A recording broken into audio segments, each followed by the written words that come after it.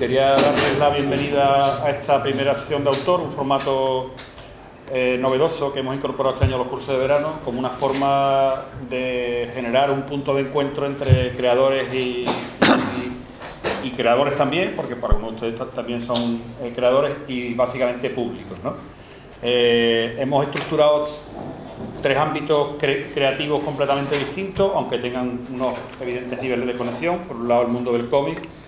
A continuación, este viernes habrá uno dedicado a la pintura, que protagonizará Bulli, un pintor malagueño de importante referencia y de gran prestigio. Y la semana que viene, el lunes, estará Jota, el cantante de Los Planetas, una banda también muy importante dentro de la música pop española de las últimas décadas, y protagonizando este tercer y último encuentro. Hoy está con ustedes Ricardo Olivera Fritz, que es yo creo que un importante, también un hombre de referencia en el cómic provincial, regional y evidentemente con grandes también repercusiones en un ámbito nacional. Él tiene una vastísima experiencia como creador, como pintor también, y yo creo que bueno, se trata de crear un espacio informal de comunicación entre él y ustedes, que lo que él ha preparado pueda ser incluso modificado por el interés de quienes asisten, por las preguntas, por la opinión, y que se establezca más un intercambio de pareceres, de opiniones, de información, que generar un punto, digamos, clásico donde él imparta una lección magistral. Esa no es la finalidad de este tipo de formatos, aunque estéis colocados de esta forma tan jerárquica, por decirlo de alguna manera. Se trata más de que intercambiéis opiniones, intercambiéis informaciones, y él, dentro, como digo, de su ámbito de preparación de esta sesión de 3 horas y media, puede incluso modificar ese guión para plegarlo, para ajustarlo a vuestros intereses. La idea es que tengáis una hora y media, hora, paráis un poco también a tomar un café y luego podéis seguir hasta la 1:30. Agradeceros vuestra participación y ponernos a vuestra disposición en la Secretaría de los Cursos, que está ahí enfrente, por si necesitáis algún tipo de cuestión. Así que os dejo con Ricardo. Vale, bueno. Muchas gracias, Salvi. Pues nada, como bien ha dicho Salvi, la idea es que esto sea algo informal, ¿no?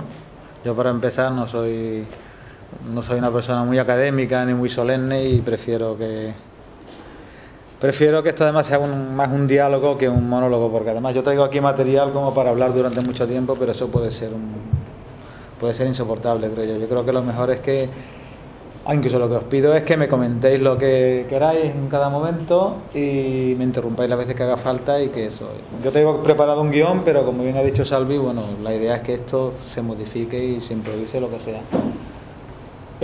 Yo creo que lo mejor que podía aportar para esto era, ya que se me ha dado bastante libertad un poco para organizarlo a mi manera, era hablar de mi experiencia artística y profesional. Y bueno, he intentado abarcar lo más posible. Yo, como bueno, sabéis, aquí la mayoría me conocéis, llevo muchísimos años dedicado a esto, y aunque no he sido el artista más prolífico del mundo, pero bueno, en tantos años la verdad es que lo he comprobado estos días preparando esto. La verdad es que he conseguido acumular bastantes horas. Voy a enseñar incluso cosas que normalmente no enseño, y que espero que seáis benévolos al verlo, porque son cosas de hace muchos años, pero que las quiero enseñar para que veáis un poco cuál ha sido la evolución de mi trabajo, ¿no? No desde el principio, no desde aquellos tebeos que hacíamos con mi hermano aquí presente cuando éramos niños, ¿eh? Eso no lo voy a enseñar, pero sí cosas, digamos, de antes de ser lo que se suele considerar un profesional. A ver, yo dibujo desde muy pequeñito, desde que tengo memoria. Siempre he querido ser dibujante de tebeo. Me considero profesional del dibujo desde hace 20 años. Y del cómic diría más bien que de los últimos 10 años. Aunque siempre he querido dedicarme al cómic, pero como yo suelo decir, que soy un dibujante de historietas vocacional, al que la necesidad por un lado y la curiosidad por otro le ha hecho probar otros campos, ¿no? Otros campos del mundo de la imagen. Y bueno, la necesidad lo digo aquí nadie creo que se le escape que vivir solo de los cómics en España es un poquito difícil. Y aparte mis circunstancias personales y en fin y geográficas también, el hecho de vivir en Cádiz y todo esto pues hace que haya sido más difícil abrirse camino en este mundo, mientras que por ejemplo con otros temas como la pintura pues sí había más posibilidades de hacerlo. Y aparte mi propio interés, a mí me interesa, no me gusta limitarme a una cosa. Además creo que un dibujante de historietas debería de probar a hacer sino pintura, otro tipo de actividades que también le pueden enriquecer, ¿no? Entonces no lamento el haberme dedicado a otras cosas y de hecho bueno, me gusta seguir haciéndolo. Voy a enseñaros sobre todo mis cómics, pero quiero ir un poquito más allá porque bueno, yo aparte soy humorista gráfico. El humor gráfico, aunque no es exactamente lo mismo que el cómic, bueno, es un arte digamos hermano, pero tiene unas cualidades diferentes. Voy a enseñaros bastante de humor gráfico, eso mejor lo voy a dejar para el final, por separar un poco las cosas. Pero también os voy a enseñar algo de mi trabajo como ilustrador, algo poquito, pero un poquito de mi pintura, especialmente aquella parte de mi pintura que creo que tiene más relación con lo que hago en la historieta, ¿no? Y bueno, para presentarme creo que lo mejor es mostrar mis trabajos. Yo, teniendo en cuenta la de años que llevo con esto, lo que son álbumes, obras monográficas mías, tengo realmente pocas. Tengo mucho trabajo disperso en publicaciones en revistas, últimamente también en internet. Aquí tenéis, por si queréis ojearla, aunque yo digo la mayoría creo que los conocéis, algunas de estas publicaciones. Y bueno, os voy a hacer la portada de lo que son obras mías monográficas que llevan mi firma en la portada, ¿no? Que como ya sabéis son pocas. Esta es la portada de este, digamos, fue la primera publicación monográfica. Hay gente que cree que es un álbum, pero bueno, esto más bien es un comic book, tiene además 16 páginas nada más. Esto lo publicó la editorial Baal, una editorial de aquí de Cádiz, que ya no existe, en el año 99. Y bueno, pretendía ser el primer número de una colección de cómics de aparición regular, en que yo iba a publicar seriada esta serie de cómics que luego os voy a enseñar un poco más con más detenimiento de cómics de humor y fantasía sin palabras, ¿no? Este en realidad era el primer capítulo de la historia, no llegó a salir el segundo porque bueno, por distintos motivos, al final pues bueno, la colección no continuó y unos años más tarde terminé la historia y me la publicó Astiberri en este álbum, lo podéis ver aquí, si queréis acercaros a alguno y ojearlo podéis. Y eso se publicó en el año 2005. Y luego este otro, que también lo tengo por aquí, es una recopilación, la primera recopilación que se publicó de mi trabajo como humorista gráfico. Yo empecé a publicar en el año 2004 en La Voz de Cádiz un chiste diario de actualidad. Y luego en el año 2007 la Diputación me hizo esta recopilación, publicó esta recopilación que cubre más o menos una selección de los 2 primeros años de la tira. Iba a haber un segundo volumen, vamos, mi intención es que hubiese, cada cierto tiempo se publicase uno, iba a salir hace un par de años, pero bueno, por motivos de presupuesto y eso, se fue aplazando la publicación y al final la Diputación no me lo va a publicar. Estoy ahora mismo negociando con otro editor y bueno, espero que se publique algún día, aunque no sé si se va a publicar con esta portada o cómo, pero bueno, os la pongo ahí como una obra inédita. Y esto es lo último que he publicado hasta ahora, que es este librito así de pequeñito, También veis que la camiseta es el mismo dibujo. Es una recopilación de historietas cortas de las criaturas de la Tierra Incierta que la he ido publicando desde hace años en distintos sitios. Me la ha publicado el Batracio Amarillo, que es una revista de Granada en la que yo colaboro.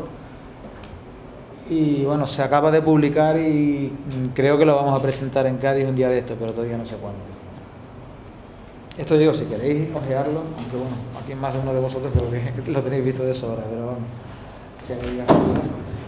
Y este es lo próximo que se va a publicar, lo último que he hecho hasta ahora. Es de la colección 12 del 12, es una colección que publica la Diputación de Cádiz sobre la Constitución de 1812. Y bueno, yo soy el director de la colección y en este caso soy también el dibujante. El guión es de Rafael Marín, como en todos los números hasta ahora. Y esto tendría que haberse publicado ya. Lo que pasa es que, bueno, aparte de que ha habido algún retraso en la entrega en la imprenta y eso, ha coincidido con el cambio de gobierno en la Diputación y no sé si ahora cuando entre el nuevo gobierno lo querrán publicar ahora o preferirán esperar a que pase el verano, lo cual es probable, ¿no? Pero vamos, en cualquier caso se va a publicar dentro de muy poco. Y esto es una muestra de mi trabajo como ilustrador. Es una novela juvenil que he publicado por la editorial Planeta en coedición con la editorial Oxford. Esto se publicó, me parece que fue en el año 2007 o 2008, no recuerdo muy bien. Por aquí lo pondré. Y es una novela en valenciano. En el año 2007 se publicó. Es una novela en valenciano. Vosotros diréis qué hago yo ilustrando un libro en valenciano. Bueno, la explicación es que yo he sido durante unos cuantos años socio de la Asociación de Ilustradores de Valencia. Ahora hay una asociación de ilustradores andaluces, pero cuando me asocié no había ninguna aquí, por eso me asocié en esa. Y bueno, ya me tenían fichado en Planeta como ilustrador valenciano. No me costó mucho trabajo leerme el texto porque es fácil, valenciano y el catalán es lo mismo y se entiende muy bien. Y bueno, luego os voy a enseñar también algunas ilustraciones de esto, ¿no? Y bueno, eso es, digamos, a modo de presentación. Vais a hartaros de ver dibujos míos, ¿eh? Pero ahora quería hablaros un poquito de un poco cuál es... Para que veáis un poco cuál es mi concepción del cómic. Yo creo que no soy un dibujante de cómic convencional. A mí, por ejemplo, me interesa más hablar, por ejemplo, de Picasso, por ejemplo, que hablar de Lobezno, para que nos entendamos. Yo los superhéroes, francamente, los detesto. Aquí ya sabéis. Tengo una visión del cómic que quizás no es... Y la verdad, cuando voy a eventos comiqueros y esto, me cansa un poco oír tanto la palabra superhéroe y todo esto. Yo creo que el cómic puede ser mucho más que eso, ¿no? Aparte, yo, por supuesto, tengo mis gustos personales, mis preferencias. No intento sentar cátedra, no intento decir que es lo mejor, pero bueno, yo os lo voy a contar un poco para que sepáis por dónde voy yo. No quiero decir que mi opinión vaya a misa ni... ¿Por qué pongo esta página? Bueno, la pongo porque yo creo que podía ser un poco representativa de por lo menos lo que es en parte lo que yo quiero hacer en el cómic y lo que a mí me gusta, ¿no? Esto fue una cosa que me pidieron para una exposición que hubo. Hoy podéis hablar cuando queráis, os veo muy callados y no quiero que esto parezca una conferencia, ¿no? Pero bueno, esto me lo pidieron para una exposición que hubo en Almería, en homenaje al Capitán Trueno en el año 2006, que fue el cincuentenario del Capitán Trueno. Y bueno, cada autor hizo lo que le dio la gana. Alguna gente hizo un dibujo, yo hice una historieta, pero hice una historieta un poco a mi bola, ¿no? Para los más jóvenes, a lo mejor, no sé, los que tenemos ya cierta edad, no hace falta decir quién es el Capitán Trueno, pero bueno, fue el héroe más popular de los tebeos españoles, yo creo que por lo menos hasta los años 80. Los que fuimos niños en los años 60 y 70, creo que todos lo leímos, ¿no? Actualmente no diría que es uno de mis tebeos favoritos, pero sí no puedo negar que tiene bastante la culpa de que yo ahora dibujé tebeos, porque de niño los devorábamos mis hermanos y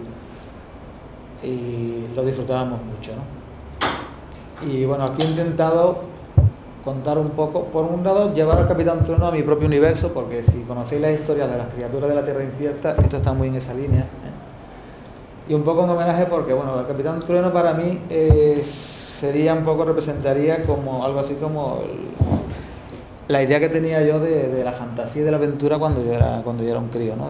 Yo lo concebía como la aventura sin límites, donde podía ocurrir de todo. Y por otro lado, he querido homenajear otras cosas que me gustan, ¿no? Ahí hay aquí un guiño a Italo Calvino, que es un escritor italiano, no sé si lo habéis leído, pero si no lo recomiendo vivamente, que parte de su obra se podría considerar de género fantástico, pero no tiene nada que ver con la fantasía, ni tipo El Señor de los Anillos, ni nada de eso. A mí personalmente El Señor de los Anillos, perdonadme, pero no me interesa demasiado, ¿no? A mí me interesa más otra visión, quizás, que si queréis más intelectual, no lo sé, pero es la que a mí me gusta, ¿no? Y bueno, concretamente Calvino tiene una trilogía que recomiendo vivamente, que son 3 novelas, que son El Barón Rampante, El Vizconde de Mediado y El Caballero Inexistente, que es a la que yo homenajeo aquí. En esa novela ocurre, no sé si es en las Cruzadas, no me acuerdo, en una guerra medieval, y hay un caballero que en realidad no existe, es una armadura vacía. Ahora, si simbología que pueda tener, bueno, cada uno le puede buscar la suya, ¿no? En realidad es un héroe en la guerra, pero tiene la frustración de que en realidad él no existe, es un ser, como una especie de ser imaginario, ¿no? Y es una armadura vacía. Y le he hecho ese pequeño homenaje aquí, un guiño así un poquito, tampoco tiene más implicaciones, pero bueno. Y luego ese globo que veis ahí, el globo es un elemento muy típico de las aventuras del Capitán Trueno, muchos de sus viajes lo hacían en globo, pero en este caso es un homenaje concretamente a este pintor, no sé si se ve muy bien. Odilon Redon, que es un pintor francés del siglo XIX, creo que se le considera simbolista, pero también es un precursor del surrealismo. Y mi visión de la fantasía tiene mucho que ver con el surrealismo, ¿no? Con esa enfrentarse al mundo onírico y todo esto, ¿no? En este caso era un homenaje a... Esto era un grabado originalmente, un homenaje a Edgar Allan Poe. Exactamente no sé cuál es la relación con Edgar Allan Poe, pero bueno, a mí me interesa porque lo que es el globo ocular, bueno, representa mucho el sueño, y luego el globo, pues bueno, lo de dejar volar la imaginación y todo eso, ¿no? Entonces por eso yo lo he metido aquí. No es la primera vez que lo hago, lo he metido en algún sitio, en un globo que un ojo ocular, ¿vale? Y dicho esto, quería ahora enseñaros un poco cuáles pueden ser algunas de mis influencias, ¿no? Yo he leído muchísimos tebeos, no sé si todos me pueden haber influido o no. Yo nunca me he puesto a dibujar pensando voy a dibujar como tal, voy a hacer una historia al estilo de tal. He intentado que sean mis propias historias y que fluyan de forma natural, pero es inevitable que las cosas que a uno le gustan pues salgan reflejadas de alguna manera, ¿no? Entonces a mí me gusta muchísimo, por ejemplo, Tintín, me gusta mucho Asterix, me gusta Oleberry, pero eso no lo voy a enseñar porque eso imagino que lo conocéis de sobra y no sé si han tenido una influencia muy clara en mi trabajo. Yo voy a enseñar los cómics que a mí me gustan. Algunos yo creo que no son muy conocidos por el gran público, pero que yo creo que a los trabajos que voy a enseñar, en los trabajos que voy a enseñar puede que haya alguna influencia, ¿no? Especialmente los que van sobre el tipo de fantasía que a mí me gusta, ¿no? Porque yo creo que en mi obra predominan dos cosas, son la fantasía y el humor. Pero ya digo, no es la fantasía épica de espaditas y todo esto, va por otro lado, la fantasía que a mí me gusta, no es una fantasía onírica. Y yo creo que todo el mundo fantástico de alguna manera es un reflejo del mundo real, ¿no? Un reflejo más o menos deformado, ¿no? Y como ocurre en los sueños, ¿no? Los sueños más o menos son, vamos, imagino que cualquier psicólogo lo podría saber mejor que yo, ¿no? Son un reflejo de los deseos, ¿no? y todo este tipo de cosas, ¿no? Y eso es lo que realmente a mí me interesa la fantasía, ¿no? Un mundo por un lado donde la imaginación fluya sin límites, sin ningún tipo de cortapisas, pero por otro lado hay siempre una conexión con el mundo real, incluso con lo cotidiano. Este es el cómic de fantasía que a mí más me gusta, ¿eh? Yo creo que no se puede decir esto es lo mejor que se ha hecho. Yo no voy a decir que es el mejor cómic de la historia, pero si me preguntasen cuál es el que más me gusta, muchas gracias, puede que dijese que era Little Nemo. El pequeño Nemo en el País de los Sueños, bueno, por si no lo conocéis, está considerado el primer gran clásico de la historia del cómic. Se empezó a publicar en 1905, su autor era Winsor McCay, que además fue un precursor también de la animación, y bueno, esta es una de las páginas más famosas, ¿eh? Se publicaba una página a la semana en los periódicos americanos de la época, en el New York Herald. Lo he puesto en dos trozos porque eran unas páginas gigantescas, ¿eh? Y yo creo que así se ve mejor. Eran periódicos tamaño tabloide, enormes. Y bueno, cada semana el pequeño Nemo viajaba al País de los Sueños y al final, en la última viñeta, que siempre era una viñeta así pequeñita, se despertaba en su cama. Habéis visto antes, que bueno, esta cama que aparece aquí no es casualidad que se parezca tanto a la del pequeño Nemo. Lo utilizo con frecuencia, es un homenaje. ¿Puedo hacerte un inciso? Sí. Creo que la primera animación que se hizo fue de Little Nemo. Es posible. Él desde luego tiene... El dibujante, primero se veía una película donde el dibujante preparaba la tinta, los papeles, todo. Yo creo que era una que había que él se reunía con un grupo de amigos. Ese sí. Y hacía una apuesta de que él iba a dibujar una animación con no sé cuántos miles de dibujos, y una barbaridad, sí. Y después era la animación del dragón, que se veía Little Nemo. No sabía si esa era la primera, pero desde luego yo tengo él es un precursor que sí, que fue la primera animación que se creó, y es impresionante, vamos. Porque esto parece que se pone a andar solo. Esto no puede ser. Pues sí, vamos, aparte era un artista que ya me gustaría a mí ser como él, porque este hombre, no sé, tenía una capacidad de trabajo, aparte de hacer esto, hacer sus películas de animación, hacía unos espectáculos de vodevil de la época, mezclando animación y no sé qué más, y aparte dibujaba unas cuantas cosas más, y hacía unas ilustraciones maravillosas. A mí, yo creo que no hay ningún cómic que me haya emocionado y me haya divertido más que este. Y este otro, no sé si lo conocéis, aquí sé que por lo menos creo que hay dos personas que lo conocen un poco, por lo menos por el coñazo que yo les he dado con esto. Es Filemón, no tiene nada que ver con Mortadelo, se escribe Filemón con PH, es un cómic francés, de Fred, un autor ya muy veterano, creo que tiene 80 años o por ahí, que es de origen griego. Él también es ilustrador de libros infantiles y es humorista gráfico. Y eso se nota en su trabajo porque su historia, aparte de ser una historia también de fantasía,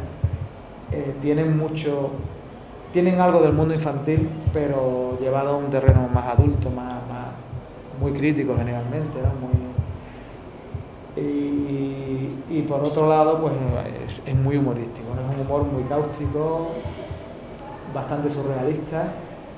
Yo creo que por un lado tiene mucha influencia de la literatura, a lo mejor de Jonathan Swift y todo esto, de Lewis Carroll, pero también de Kafka, ¿no? Es muy bien. Este personaje en concreto es este chaval que veis aquí, Filemón, que es un chaval de campo, que vive en un pueblo, y que en cada historia pues viaja a un mundo, una especie de mundo paralelo fantástico, y entra pues por los sitios más increíbles. Puede entrar pues por la puerta de un armario. En la primera aventura me parece que cae dentro de un pozo y una vez que llega al agua se encuentra en un océano, y otra vez salta por un aro y aparece por la luna y llega al mar. O sea, es una historia bastante increíble y ya lo digo, con mucho sentido crítico. Aparte, Fred es muy amante de hacer ciertos experimentos gráficos, narrativos como este. Son muy abundantes en la historia de Filemón. Como esta página que se ve en círculos. Empieza por la primera viñeta, los personajes bajan por ahí. Y a ver si quitamos esto porque no me parece que eso. Y al final termina en la primera viñeta. O sea, en segunda. No, termina en la primera. Pasan de la primera y vuelve a salir por la primera otra vez. Sí, sí. La verdad es que te veo que yo no voy a contar de qué hago porque sería muy largo y además contado parece una cosa un poco demasiado extraña, pero la verdad es que son muy divertidos y es una pena que en España casi no se han publicado. Se publicaban cuando yo era un crío, se publicó algunas historias cortas en la revista Gran Pulgarcito, pero de eso hace ya más de 40 años. Y no ha vuelto a publicarse salvo en catalán, en la revista Cabalfort, creo que sí se publicaba. Pero vamos, yo creo que eso demuestra la ignorancia de los editores españoles. Esta es otra obra que creo que también es totalmente inédita en España. El guionista es Fred, el autor de Filemón, y el dibujante es Alexis, un dibujante francés que ya murió muchos años, murió hace un montón de años. Perdonadme que soy un poco disléxico y a veces no tengo palabras. Y esta es una de las historias más divertidas que he leído yo, de historias sobre viajes por el tiempo, ¿no? Va un poco, el estilo de fantasía es parecido al de Filemón, pero bueno, en este caso va sobre viajes por el tiempo, se llama Time is Money, el tiempo es dinero. El cómic es francés, pero el título es en inglés. Y los protagonistas son estos dos personajes. Este es un típico científico loco que siempre va en bata, y el otro me parece que es un fontanero o algo así, que siempre va en camiseta con un pin. Viajan por el tiempo con unos artilugios bastante de aire retro, así muy decimonónico, y se producen unas paradojas espaciotemporales bastante divertidas. Este otro cómic también de esa época también se publicó algo en la revista Gran Pulgarcito aquí y no ha vuelto a publicarse. Yo lo tengo en francés y se llama Submerman. No es un superhéroe, ¿eh?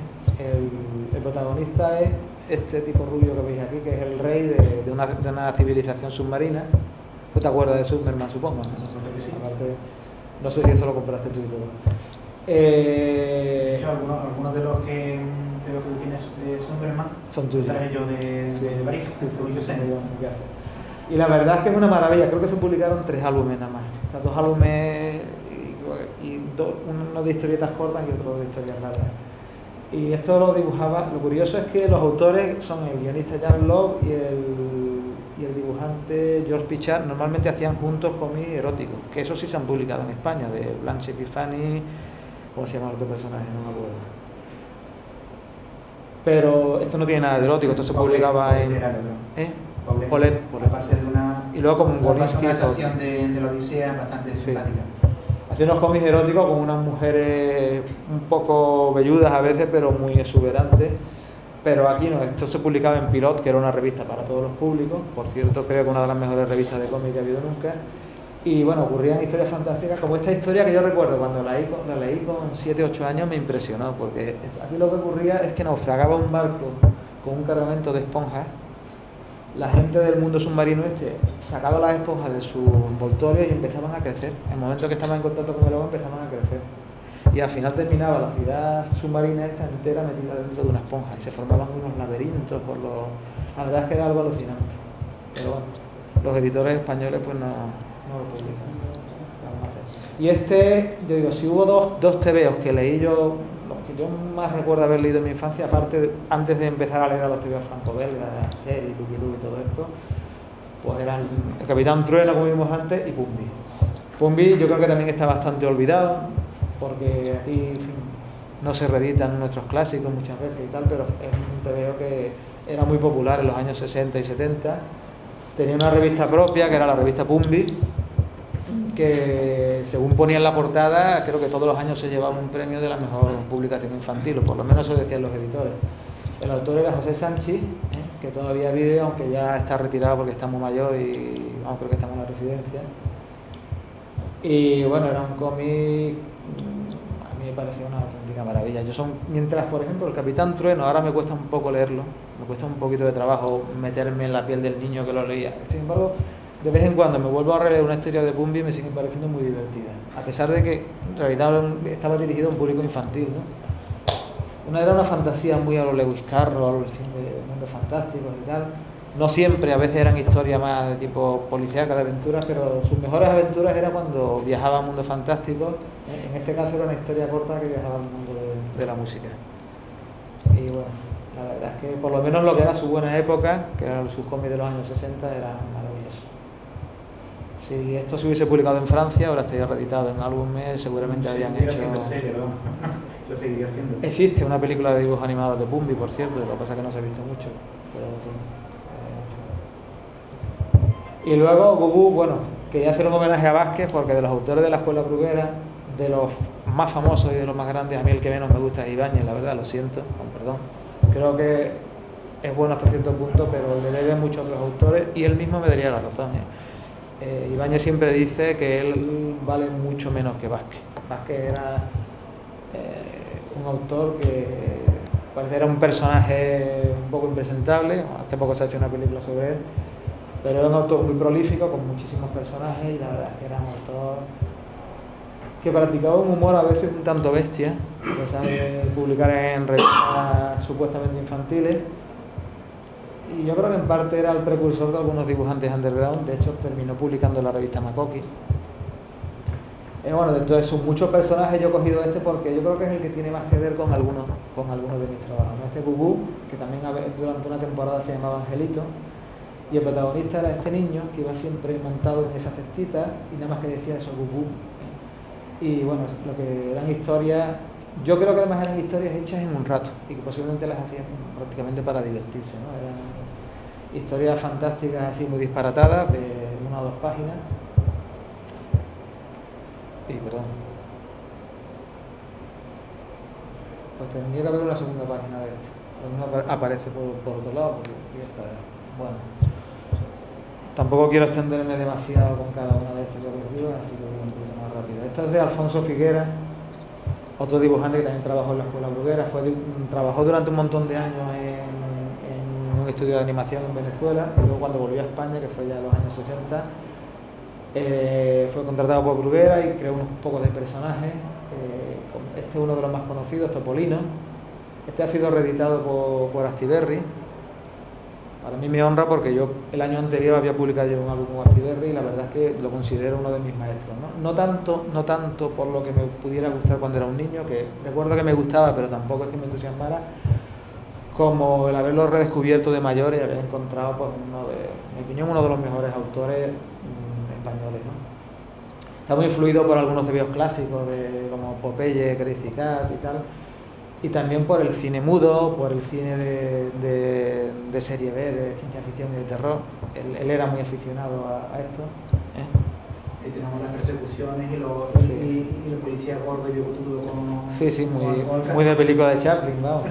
Y hoy día quizás mucha gente le recuerda por esto, por sus historias, que esta la publicaba en las contraportadas de revistas de terror en los años 70, en las ediciones de Bumpus y Rufus, que eran las ediciones españolas de Creepy, de otras revistas de Warren, y publicaba estos cómics de terror, que eran mudos casi siempre, y eran muy...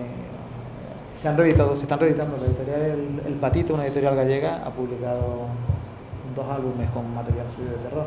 Sobre Figueras tengo que decir que lo conocí. Él murió hace creo que 2 años, así, con 80 y muchos años.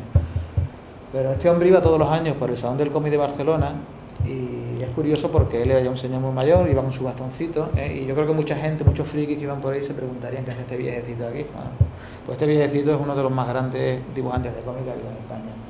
Y en el año 2002 creo, me lo presentó un amigo común, Rebote, y la verdad es que para mí fue muy emocionante porque le enseñé mis trabajos y la verdad es que estuvo mirando mi trabajo y yo creo que él entendió perfectamente de qué iban, por lo menos los de las criaturas y esto.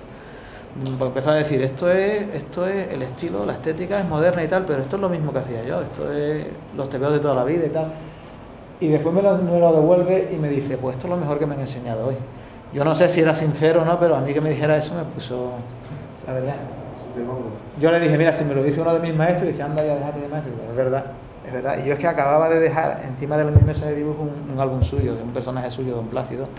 Yo nunca he copiado a nadie, pero cuando tenía que hacer una historieta, no a la semana, pero sí con frecuencia, para publicarla en Grecia, de La criatura de la tierra incierta, pues para buscar ideas solía leer cosas suyas, no por copiarle, pero al ver su trabajo se me ocurrían cosas llevándola a mi terreno.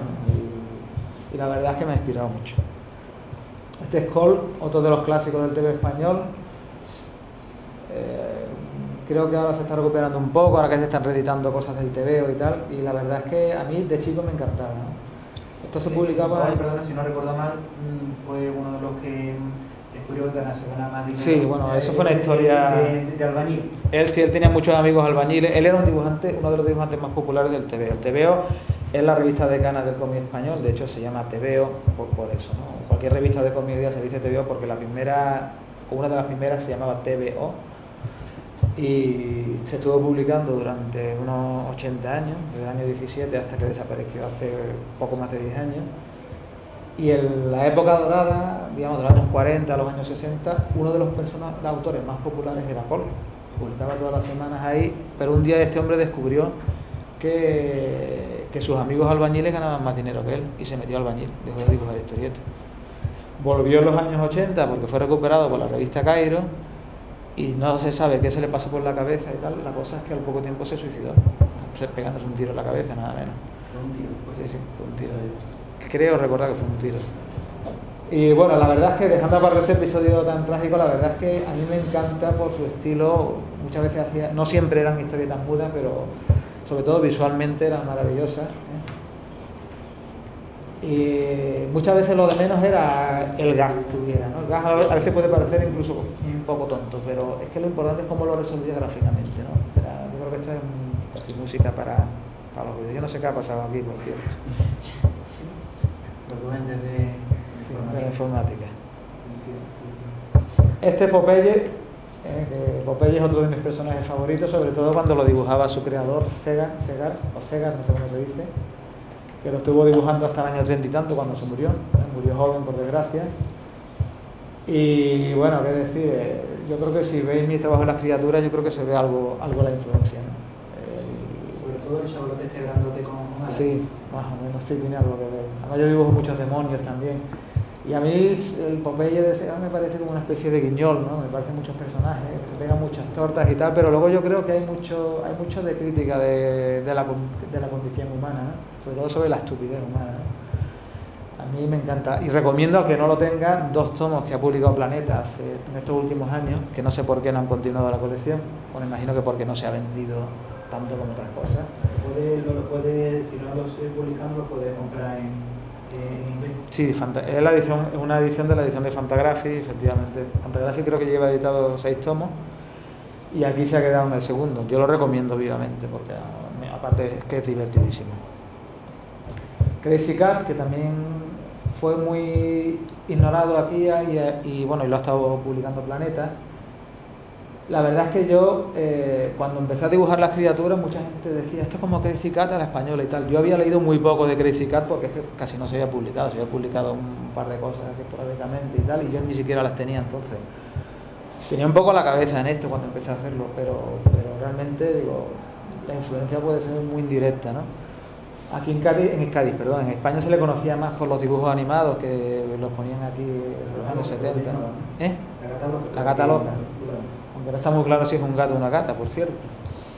Es un humor, hay quien dice que no se entiende. Bueno, no sé si es que hay algo que entender. Esto es humor surrealista. Este era el cómic favorito de Picasso. A Picasso le gustaban mucho los cómics, por cierto. Lo digo para cuando alguien dice que si la pintura es un arte superior. Bueno, Picasso estaba muy frustrado porque no era capaz de dibujar cómics.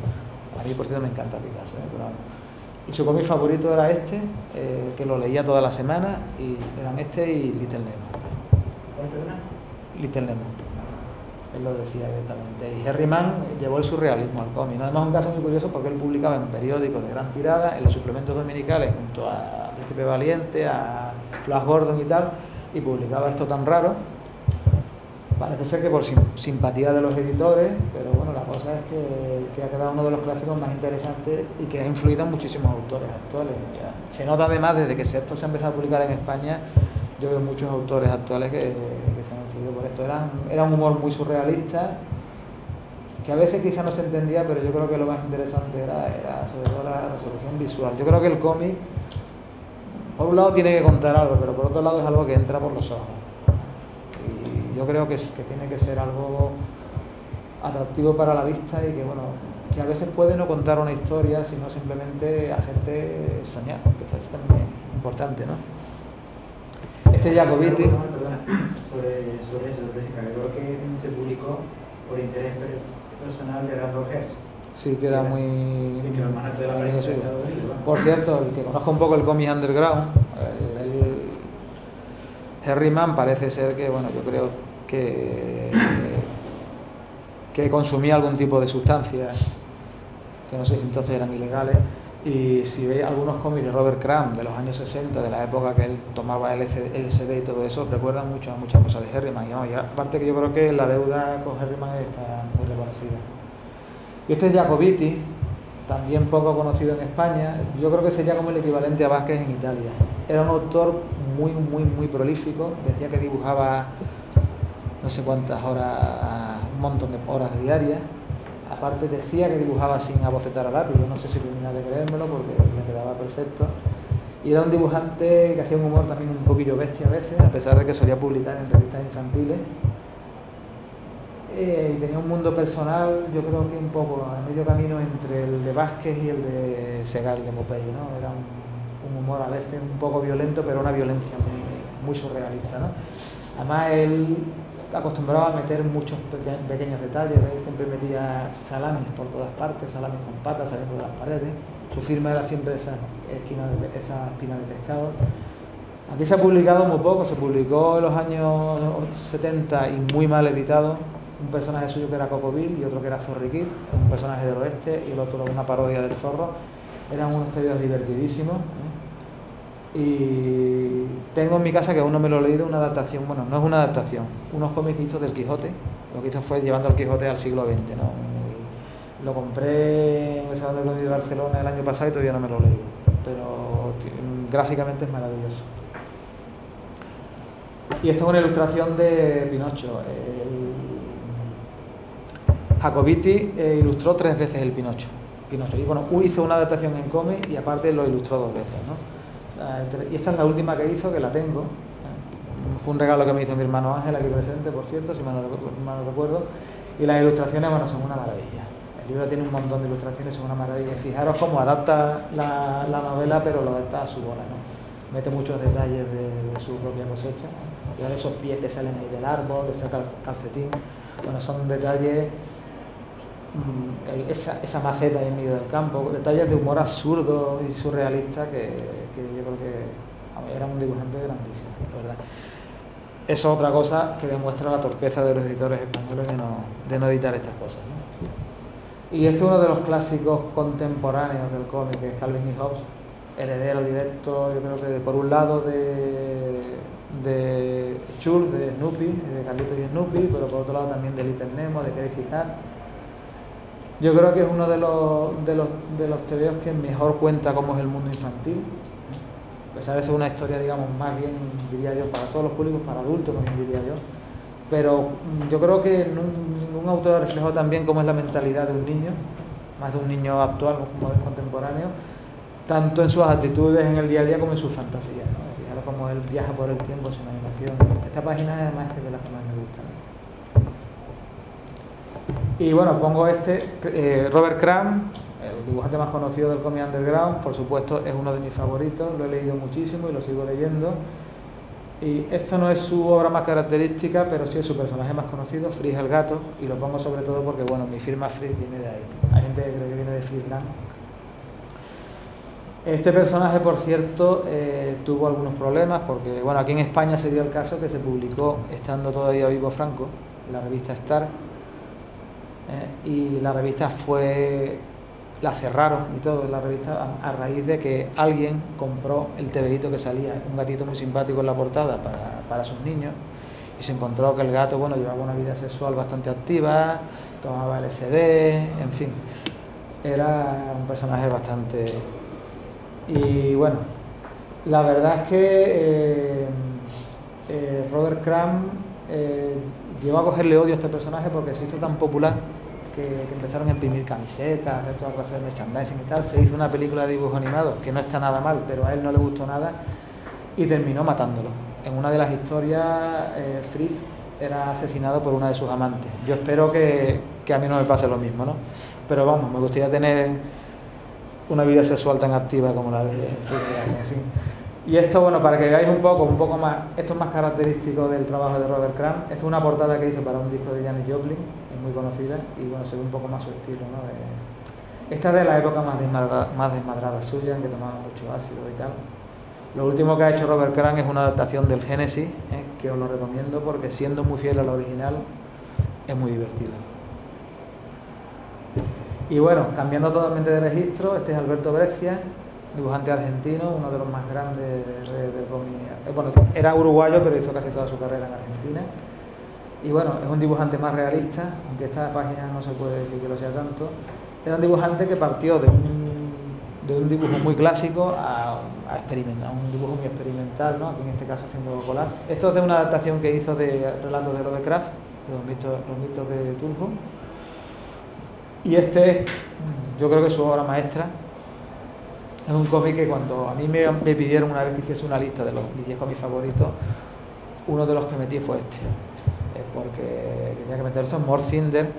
Esto lo descubrí yo con 8 o 9 años, no, con 10 años, 11 sería, ¿no? En la revista Zeppelin, que era una revista que publicaba la editorial Burulán, que era una revista de un tamaño muy grande, y era una revista para adultos, y me encontré de pronto con este cómic que no se parecía a nada de lo que yo había leído en mi vida. Si a alguien le gusta la literatura sudamericana, el realismo mágico, tiene mucho de realismo mágico. Su guionista, Héctor Oesterheld, posiblemente el mejor guionista del cómic argentino y uno de los mejores de todo el mundo.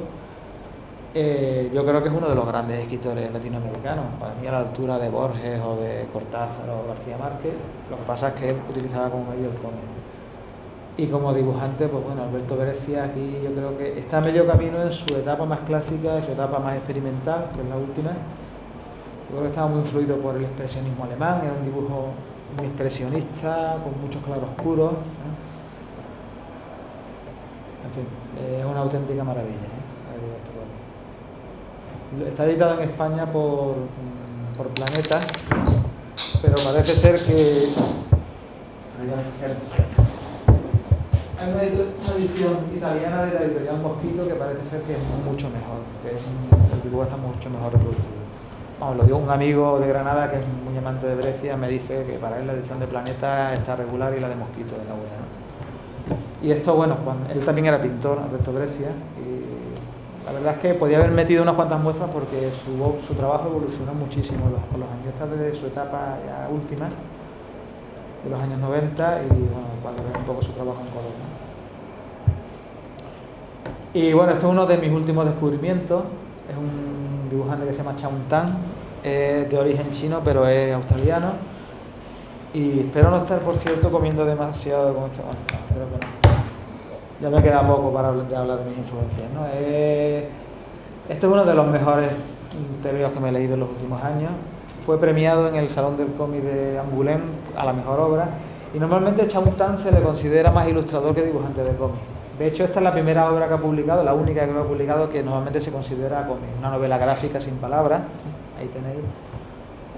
En España la ha publicado la editorial Bárbara Fiore, que es una editorial que estaba antes en Jerez y ahora está en Granada. Y bueno, normalmente lo que él hace son libros ilustrados. Lo que pasa es que normalmente él es el autor de los textos que ilustra, pero cada uno de sus libros cada vez le ha ido dando más importancia al dibujo y ha ido metiendo menos texto, y de ahí ha llegado al cómic. Yo la verdad es que yo veo que tanto en el mundo del cómic como en el mundo de la ilustración hay mucho prejuicios sobre lo que es cómic, lo que es ilustración. Hay ilustradores que en el cómic les parece una cosa inferior, dibujantes de cómic que consideran que la ilustración es algo solamente para ganarse la vida, pero que no tiene interés. A mí me interesan las dos cosas, y a mí me gusta de vez en cuando entrar a una librería y ponerme a mirar la sección de libros infantiles, porque allí hay verdaderas maravillas que muchas veces no son para niños, pero los libreros no saben dónde colocarlo y lo colocan ahí. Son libros ilustrados que a veces están a medio camino, en un terreno fronterizo en lo que es el cómic y lo que es la ilustración. Este caso, yo tengo muy claro que es un cómic, pero hay libros anteriores de Chao Tan que no tengo muy claro si es un libro con muchas ilustraciones y poco texto o es un cómic. Me da igual. Yo creo que mientras una obra te haga disfrutar, te emocione, te divierta o lo que sea, yo creo que es válido. Y hay que quitarse prejuicios. Y a mí, concretamente, ese terreno fronterizo entre dos medios distintos me interesa mucho. Me parece eso, que vamos, que lo que ponerse a hacer la vestidura, que si es un cómic, si no lo es, te pasa muy plina. Esto te interesa, te atrae, te llega al alma. Sí, eso es lo interesante. Y este cómic, ya te digo, sin decir una palabra, cuenta cosas muy importantes. Y yo creo, ya te digo, lo mismo a quien lo ve y dice, bueno, de hecho hay algunos cómics, por ejemplo, Las criaturas de la Tierra Incierta.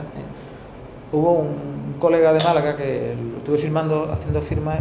Estuve firmando allí en una librería de Málaga y me dice, yo no te lo voy a comprar porque es que a mí lo que me gustan son los cómics con guión, como Alan Moore y tal, y esto no tiene guión.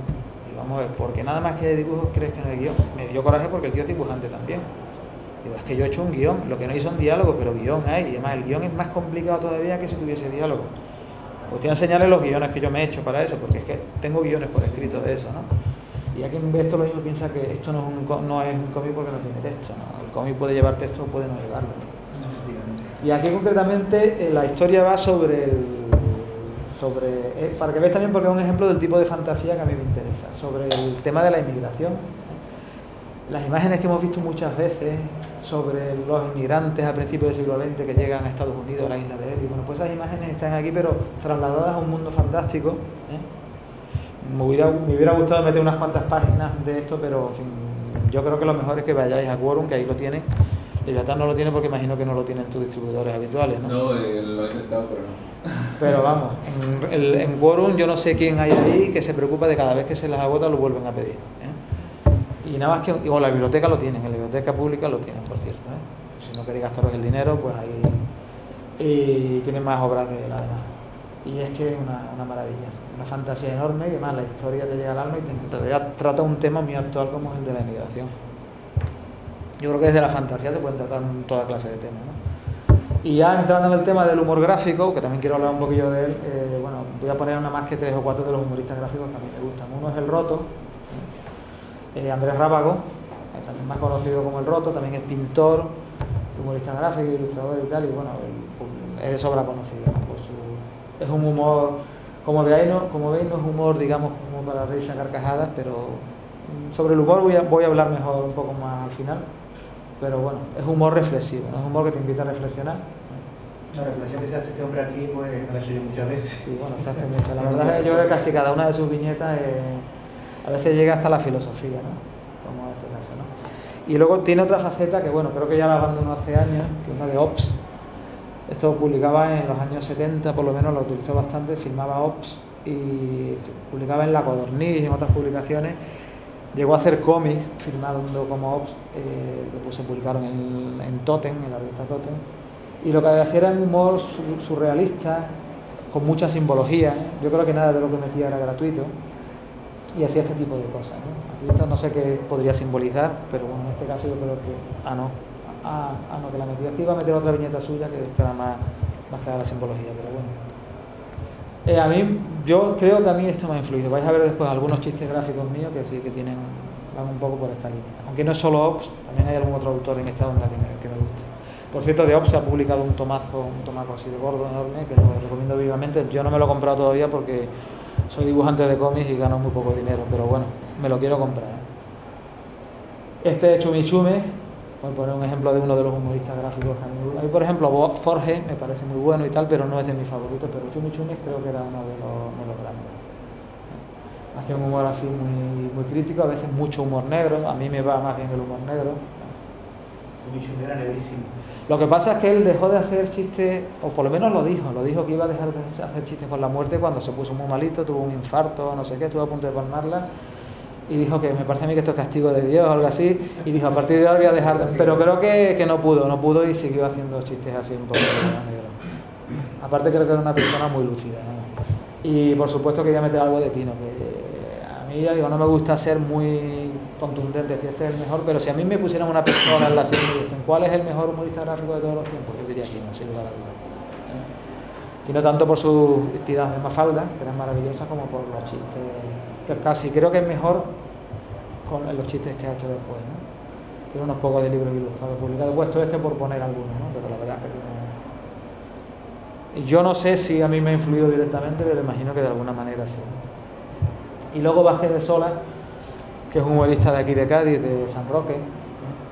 No diría que es uno de mis favoritos, pero lo tengo que poner porque si he tenido algún maestro en esto es Vázquez de Sola. Él dio un curso sobre humor gráfico aquí en los cursos de verano en el año, creo que fue en el año 95. Ahí conocí a Mel, que también Mel era un jovencillo entonces, yo ya tenía mis añitos, ¿no? Ahí nos conocimos y bueno, y es un humorista que a mí me ha enseñado, la verdad es que varias de las cosas que me enseñó en ese curso las he aplicado después bastante. Es un humorista muy de izquierdas, él es militante del PC desde hace muchísimos años, por eso tuvo que exiliarse a Francia, posiblemente más conocido en Francia que aquí, y bueno, hacía siempre un humor muy duro, también muy negro con frecuencia, porque la verdad es que si te pones a mirar la realidad, al final te sale humor negro, sin quererlo, ¿no?